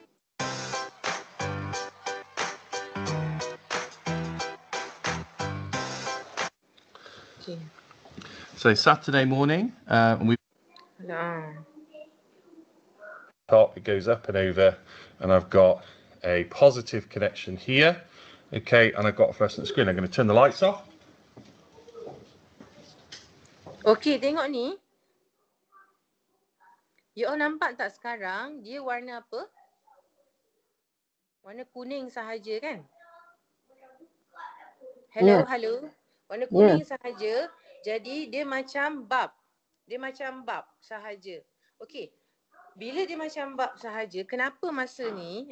Kenapa? Apa yang berlaku ialah, okey, kita ada, you boleh tengok dalam buku teks you all lah.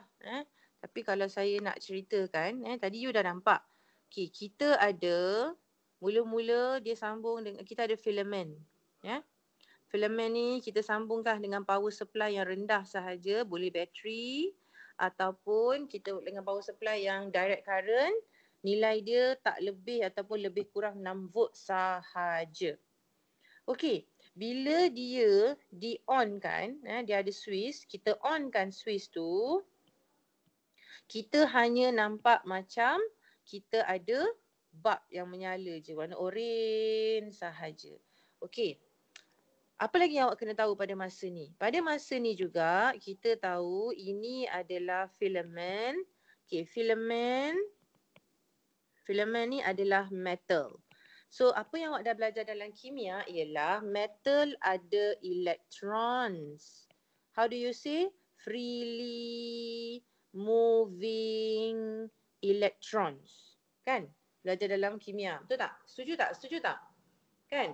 Okey. Tapi electrons tu masih lagi ada bond dengan zarah-zarah yang lain. Jadi electrons tu tidak boleh, dia ada di sini sahaja. Tapi dia belum melepaskan diri. So, apa yang berlaku? Kita ada cathode di sini. Kita ada cathode. Tu kita panggil cathode. And then kita ada anode dekat sini, ada anode. So kita dua cathode dengan anode ni, kita ada power supply, kita panggil EHT. Power supply yang tinggi. EHT tu adalah extra high tension.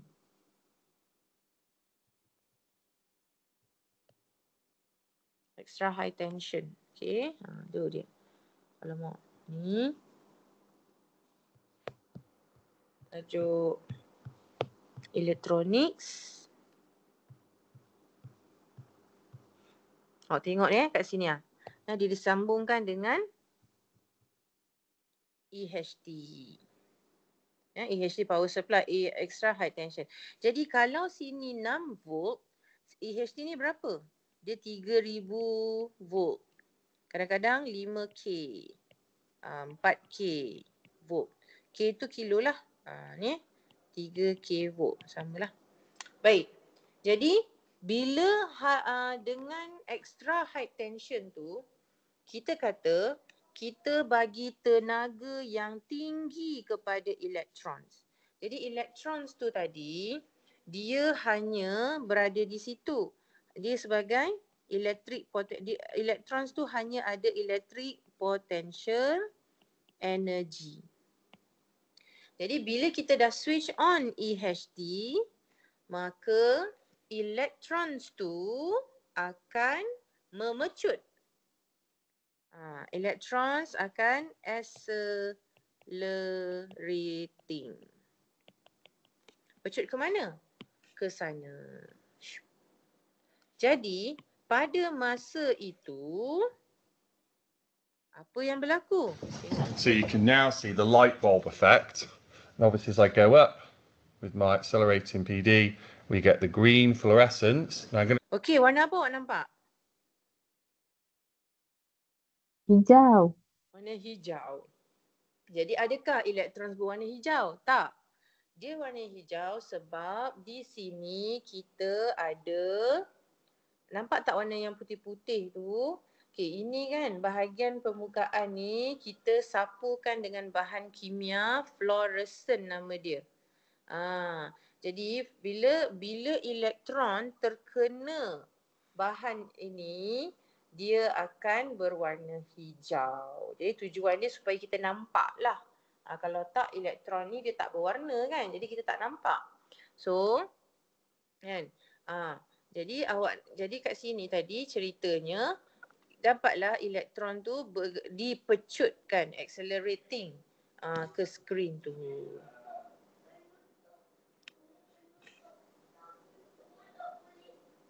Okey, so tadi kat sini awak nampak tak shadow? Ada shadow. Kenapa ada shadow? Siapa ingat tajuk light? Sebab cahaya bergerak lurus. Bila cahaya bergerak lurus, kita menghasilkan, kat sini ada objek ni bentuk X. Nampak? Bentuk cross. So, cahaya tu terhalang. Okey, so bila elektron, ada tak shadow tu? Ada juga. Jadi menunjukkan apa? Electrons pun travels in a... So ciri-ciri elektron yang pertama, tadi kita tahu dia negatif. Lepas tu electrons also move in a straight line. Okay. Lepas tu kita tengok pula apa jadi kalau... I'm going to move round to the front. I'll just show you what that looks like there. So that's when it's not working properly. Well, it's not on. Kita And then letakkan we now have, di keliling I'm going to focus in a little bit, our lovely Maltese cross. Let's get that centered. Now we can do a few cool things with that. I can use a magnet and I can push Nampak tak dia letak my magnet? electrons one way Yeah, according to dia Fleming's magnet ni, Laffer rule, or the other. So I'm pushing them away What so they're magnet not hitting where the fluorescence is, so it looks like the picture's moving. I can also take my magnet, and I'm getting away with the camera now, but you can see the little swirl. So that's one way. Turn the magnet the other way, it swirls the other way. So that's the field lines going into or out of the direction here, backwards and forwards. And then we'll do something a little bit cool. And I'm going to take out, and let's test, which means back in, I should, hold on, I should get my sharp picture back again, because the electrons are streaming off the cross and disappearing. And the other final point to it is, here, effectively, the electrons...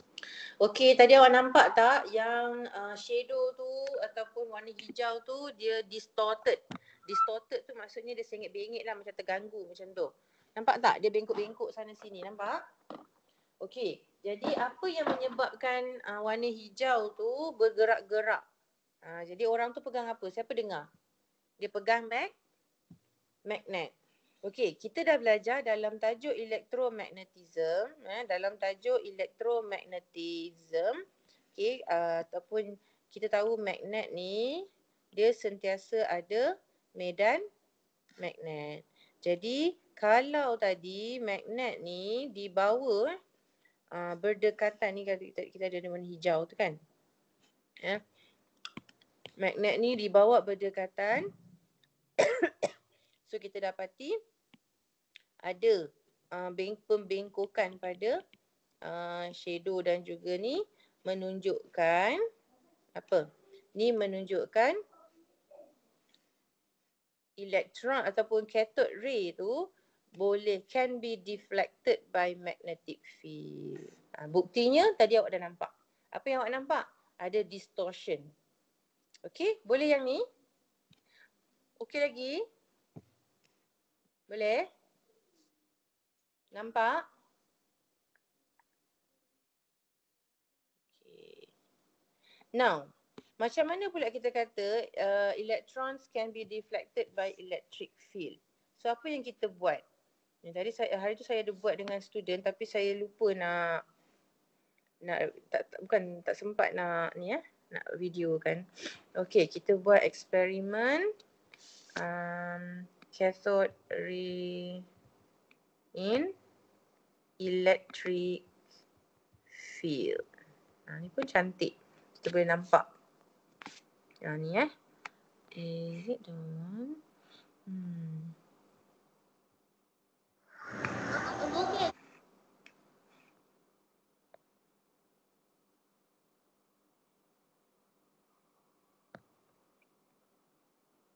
Tak ada pula. Ni. This piece of apparatus, ray tube, is a heater, which is heating up a coil of wire.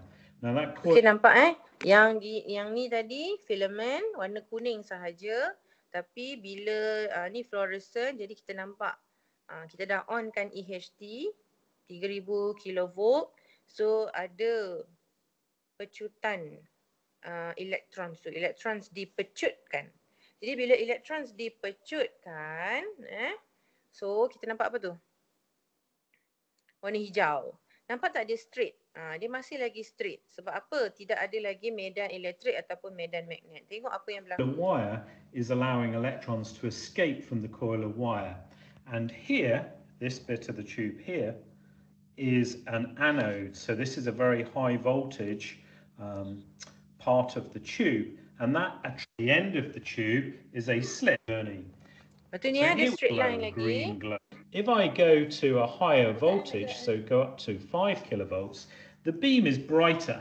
So as I start at 5, panjang pula dia bergerak. In between these plates, and because you see them twist either upwards or downwards. Okay, dia sambungkan. So you can now see the beam of electrons are attracted to the positive plate and repelled from the negative plate. And you'll see them twist either upwards or downwards. Hello? Nampak tak yang tu silver? Silver kat atas dengan silver dekat bawah ni. Nampak Jadi itu dia sambungkan dengan sambungan elektrik kan. Jadi salah satu tu positif, salah satu negatif. Jadi bila kita on kan. So you can now see the beam of electrons. Boleh tak you all teka mana satu plate positif, mana satu plate negatif? Yang atas ni positif atau yang bawah positif? What do you think? Bawah. Bawah positif, very good. Kenapa? Sebab kita dah tahu. Yes, kan? Tadi kita dah belajar tentang ciri-ciri elektron. Satu ciri elektron ialah dia negatively charged. So negative attracted to positive. Jadi kalau nampak dia tertarik ke bawah ataupun bukan tertarik lah, dia deflected, that's the word dia deflected downwards. Maksudnya kat bawah ni plate positif, yang atas ni plate negatif. Jadi itu boleh jadi ciri-ciri ataupun the characteristic of cathode ray yang ketiga, iaitu cathode ray can be deflected by electric field. So just now you dah tengok dah. So cathode ray ni apa tadi? So cathode ray ni adalah stream of fast moving elektron. Elektron tu kita dah accelerate kan. Ingat tak tadi yang kita guna EHT tu? Jadi inilah dia ciri-ciri cathode ray. Cathode ray itu adalah electrons which is negative, can be deflected by magnetic field, tadi dah nampak, can be deflected by electric field. Right. Jadi itulah dia yang awak kena tahu. Tapi ada lagi sikit detail.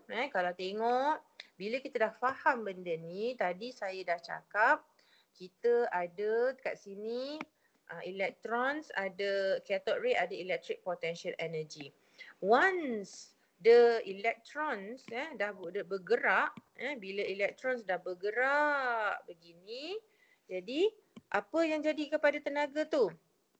Electric potential energy change to berubah kepada apa? Kepada kinetic energy. Sebabnya tadilah Suajin tadi yang atas tu. Carilah pakai apa-apa je lah. Cikgu pun nak balik kampung ni. Okey. Yeah, you all. Lepas tu, apa formula electric potential energy? EV. Okey. Tapi jangan risau. Itu ada dalam formula. Tajuk elektronik. Ni dia. Tenaga keupayaan. Electric potential energy EV. Okey. Lepas tu, tak nak pakai tadi. Pakai seluar jeans. Itu pun boleh lah Umar. Pakai je lah apa-apa. Lepas tu, sepatilah. Lepas tu kinetic energy half mv squared. Okey, dan kita, dalam ni, kita dah jadikan dia vacuum. Kenapa kita jadikan dia vacuum? Ada siapa boleh teka? Kalau tak vacuum, dia ada apa? Dia ada udara. Kita tak nak ada udara tu. So kita jadikan dia vacuum, so no air resistance. Maksudnya perfectly no air resistance. So semua tenaga potential energy tu akan diubahkan 100% kepada kinetic energy. Jadi bila kita dah tahu yang ni, katalah awak tahu kat sini 500 volt, 5000 volt. So ni 5000 volt. E nilai dia apa? Selalu dalam formula diberi. Alamak, tak ada pula ni. Dalam soalan selalu dibagilah 1.6 darab 10 kuasa negatif 16 macam tu. E sama dengan, jadi kita bolehlah tahu, bolehlah soalan tanya, find. Dia bagi mass, dia kata what is the speed of the cathode ray. Jadi awak bolehlah dapatkan V tu dengan formula ini. Okey? So boleh So yang ini adalah prinsip keabadian tenaga. Prinsip keabadian tenaga. So termasuk, salah. Masukkan dalam ni. Selain daripada tu, ni dah ada dah. Prinsip keabadian tenaga. So saya rasa itu sahaja dulu. Dah petang sangat dah ni, nak berbuka siapa yang berpuasa tu. Okey, lepas tu kan dekat sini nanti insya-Allah sempat esok kita masuklah tentang diode dan juga transistor. So bila kita dah faham electrons tu bergerak macam mana, jadi kita fahamlah diode ni dia ada kaitan dengan electrons. Okey. Alright. Ni pun tak ada soalan. Yang ni sajalah yang ada. Rajah 3 menunjukkan struktur utama sebuah osiloskop sinar katod. Which connections are correct for P and Q? Jadi ingat tadi saya cerita, dekat sini dia filament panas. Lepas tu dekat lepas katod, dia akan pecut. Ingat tak? Jadi kalau katod ni elektron negatif. So sini negatif. Maka Q tu apa? Q tu akan jadi positif. Bolehkah? Tak ada dah ni semua ni. Boleh cikgu. Ada tak orang ni dah tak ada dah. Sama-sama saya pun nak balik kampung ni awak. Puasa ke apa. Okey. Jadi Q tu akan jadi positif. Yang ni negatif. Okey, yang ni semua nanti tak belajar lagi. Belum. Okey, ni pun belum. Lepas tu kita tengok sikit. Soalan ni tadi kan. Ni. Raja satu menunjukkan diagram 1 shows a filament heated by low voltage power supply in a vacuum tube. The cathode metal is heated by the filament. When the cathode metal and the anode metal are connected to EHT, it is found that the cathode rays accelerate to the anode. What is cathode ray? Cepat. Tadi saya dah sebut. Siapa boleh sebutkan balik? InsyaAllah sampai SPM dia ingat ni. Come on. Yes. Silakan. Apa tadi? What did we say? Okay, sinar katod tadi adalah fast Moving electron. Yes. Okay. Saya bagus. Kejap nak. Okay, kita ini adalah fast moving electron. Simple, isn't it? You kena faham je. Kita dah tahu dia elektron tu ada.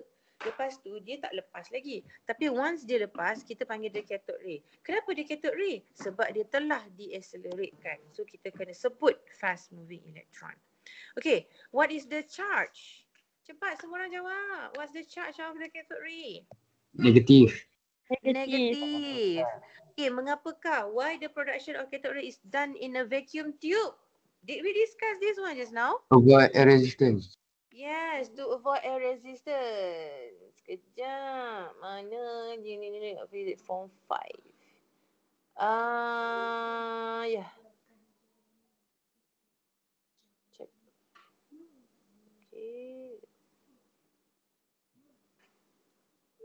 Okay. To avoid collision between electrons and gas molecules. So, to avoid air friction, ataupun awak boleh cakap dengan lengkap ya. Ni nak jawapan lengkap lah. Kenapa kita tak nak air friction ataupun resistance tu? Kita nak avoid the electrons from colliding lah. Avoid collisions between, this is the best answer lah. Tadi untuk awak faham lah. Between electrons and air. Okay? Ataupun kita tak nak energy loss. So, apakah fungsi? What is the function of hot filament? Release electron. Yes, to emit electron. As simple as that. Jadi ini basic yang awak kena tahu. Alright, yang lain-lain tu kita cerita lain nanti. Yang ni tadi kita dah cerita. Name the process that enables the emission of electrons at the cathode. Okay, apa nama emission tu? Okay. Kita tak tulis dekat sini. Oh, saya tak tulis lah. So sebenarnya dekat sini subtopik ni subtopik apa? Electron dan thermionic emission. Nampak tak ni? Ion, thermal, ni haba kan? Emission tu keluarkan. So nama dia ialah, apakah nama ni? Proses ni adalah thermionic emission. Nampak tak? Enables emission of electrons. Jadi kita gunakan thermal. Kita panaskan filament. Lepas tu dia ada ion, positif, negatif tu. Okay. Apabila, when electrons are emitted in the deflection tube, the current flows in 10 seconds is 0.05. Calculate the total charge of the electrons. So, Q sama dengan IT. Tapi dia bukan dia nak arus, dia bukan nak charge. Dia nak, okay, bawa markah ni. So, kita guna Q sama dengan IT, simple sajalah. I 0.05 T 10 seconds. So, dapatlah 0.5 coulomb. Okay, sketch the electron flow in diagram 2 if value of EHT increase to 5000. tengok soalan. Sekarang berapa dia punya EHT? 3,000. 3. So soalan kata increase to 5,000. So apa tu? EHT meningkat.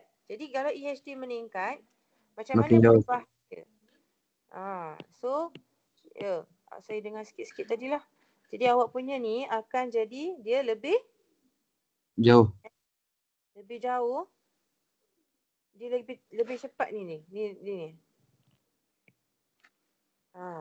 So kita kata sudut dia lagi besar. Nampak tak sudut? Okey, sudut tu diukur daripada horizontal line ni. Okey, ni 0 darjah kan? Okey, kalau awak tengok yang hitam ni tadi, yang first tu, yang 300, bila 3,000, ini sudut dia. Theta 1. Bila yang hijau tu, ini sudut dia, theta 2. Cuba awak tengok betul-betul, theta 2 dengan theta 1, siapa besar? Theta 2. Theta 2. Kenapa dia lagi besar? Sebab ada stronger field, stronger electric field. Tarik dia. Faham tak tu? Boleh Boleh. Alright. So itulah dia. Why? Give one reason. Sebab apa ada stronger electric field tadi. Okey, kita tangguh dulu dengan tasbih kafarah surah Al-As. Masih lagi berbaki hari Arafah, hari Jumaat, hari yang mulia ni. Jadi jangan sedih-sedih, tidak beraya sangat. Kita memaknai lah raya hari Korban ni. Jumpa awak esok hari raya. Okey, sejarah lah ni, kelas pada hari raya. Okey, tapi bersihkanlah hati tu, insya-Allah semoga dapat manfaat So apa yang kurang saya minta maaf, yang terlebih pun saya minta maaf. Jumpa lagi insya-Allah. Assalamualaikum warahmatullahi wabarakatuh. Waalaikumsalam. Terima kasih cikgu. Terima kasih cikgu. Okey, sama-sama. kasih cikgu. Ya. Bye cikgu. Meeting.